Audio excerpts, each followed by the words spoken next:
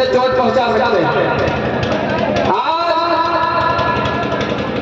Supreme court का आदेश है 1 अगस्त को, जिसमें सीधा सीधा लिखा था कि जो SC ST को आरक्षण मिल रहा है उसमें वर्गीकरण किया जाए, क्रीमी लेयर लागू किया जाए, क्योंकि ये जो दलित समाज के लोग हैं वो धीरे धीरे IAS PCS इंजीनियर डॉक्टर बनने लगे हैं आरक्षण के माध्यम से।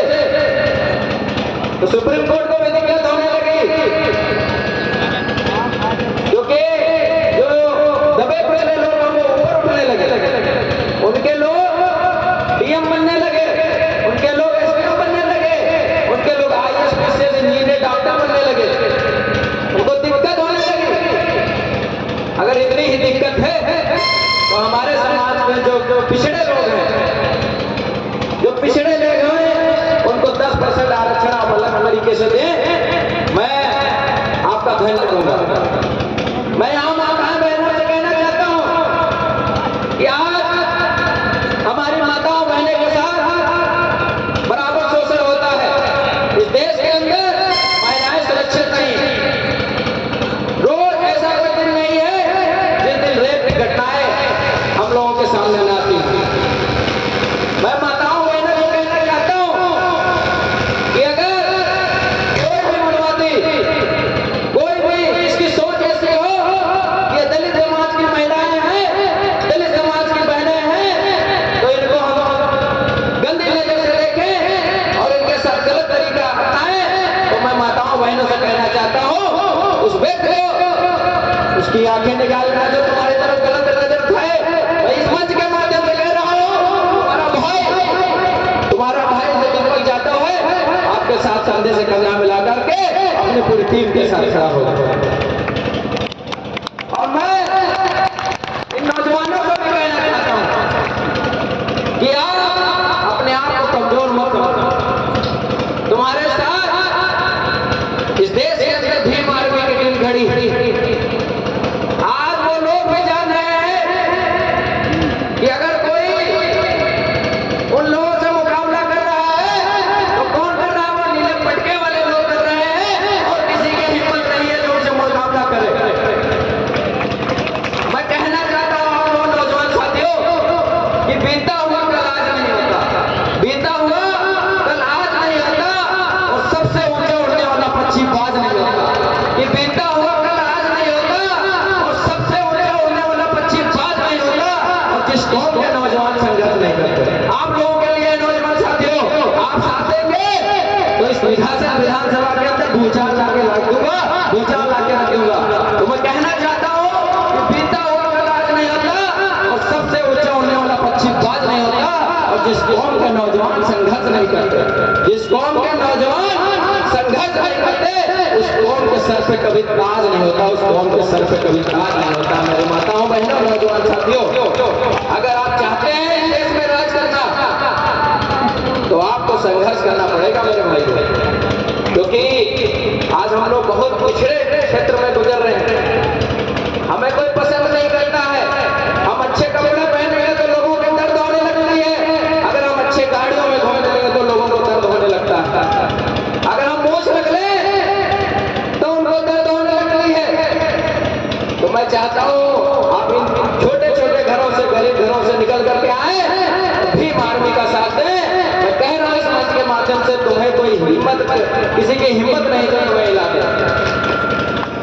और इसके साथ मैं कहना चाहता हूं, यहाँ लोग हमें डराते हैं, धमकाते हैं कि भीम आर्मी के लोगों के ऊपर मुकदमा कर देंगे, उन्हें जेल भेज देंगे, पुलिस की लाठियों से डरा देंगे। तो हम पुलिस की लाठियों से डरने वाले लोग नहीं हैं।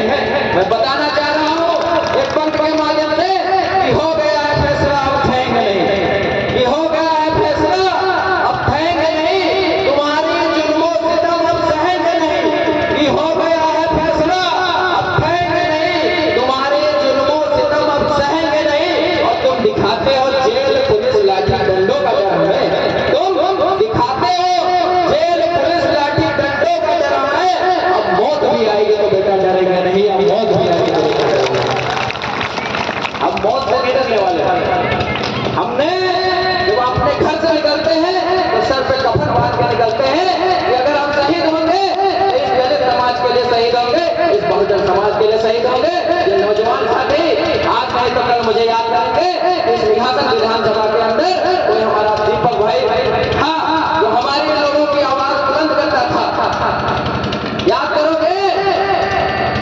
अगर तुम्हारे भाई की जरूरत पड़े तुम हमारा साथ दोगे।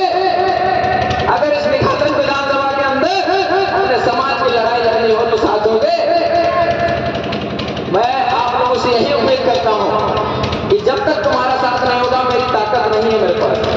अगर मेरी ताकत कोई है तो आप लोग यहाँ के माताएं बहनें हैं, यहाँ के बूढ़े बुजुर्ग लोग हैं और यहाँ के नौजवान साथी हैं।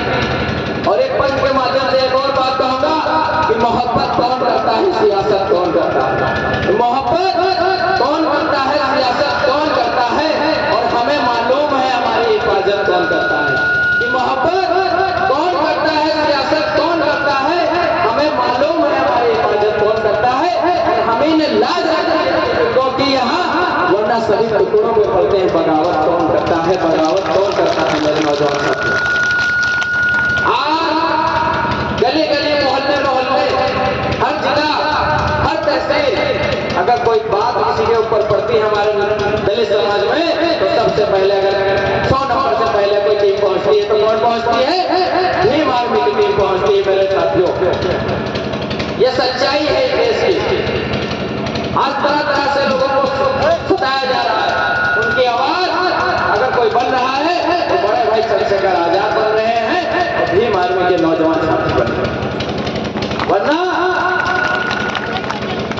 लोग जान भी नहीं पाते हैं, इतनी बड़ी बड़ी घटनाएं हो जाती हैं। जब से भीम आर्मी की टीम बनी हमारे नौजवान साथियों के साथ, हमारी माताओं बहनों के साथ अगर कहीं शोषण होता है तो उसका उजागर कौन करता है? भीम आर्मी के नौजवान उसका उजागर करते हैं, उसे न्याय दिलाते हैं। दिलाते नहीं दिलाते? हर एक किसान के साथ अगर कोई खड़ा होता है भीम आर्मी की टीम खड़ी होती है। तो मैं आप लोगों से कहना चाहता हूं अगर चाहते हैं इस देश के अंदर सम्मान से जीना, अगर चाहते हैं इस देश के अंदर हमारी माताओं बहनों की इज्जत बची रहे, अगर चाहते हैं इस देश के अंदर हमारे बूढ़े बुजुर्गों का सम्मान बचा रहे, अगर चाहते हैं इस देश के अंदर हमारे भारत का संविधान बचा रहे तो आने वाले 2027 के अंदर तो विधानसभा चुनाव में दिखाना होगा और बताना होगा कि इस नौजवान साथी बहुजन समाज के लोग जागरूक होने लगे हैं। ठान लिए हैं बड़े भाई चंद्रशेखर आजाद जी को इस उत्तर प्रदेश का मुख्यमंत्री बनाने के लिए। और अपनी अंतिम बात रखूंगा बाबा साहब अम्बेडकर के सम्मान में ये रुतबा मेरे सर पर तेरे संविधान से मिला है। ये रुतबा मेरे सर पर तेरे संविधान से मिला है और ये सम्मान भी मुझे मेरे संविधान से मिला है।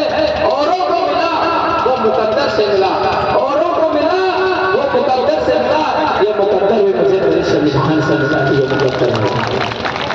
बस अपनी बात को यही विराम करता हूँ। अगर इस छोटे भाई से कोई गलती हुई है तो जरूर क्षमा करना।